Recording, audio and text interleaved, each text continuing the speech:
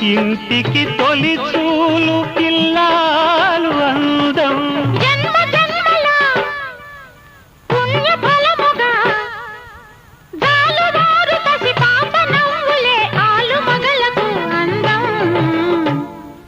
ఇది చెరగని ప్రేమకు శ్రీకారం,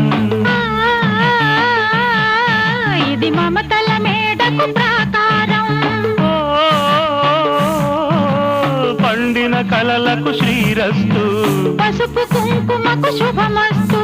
కనివిని ఎరుగని అనురాగానికి కలక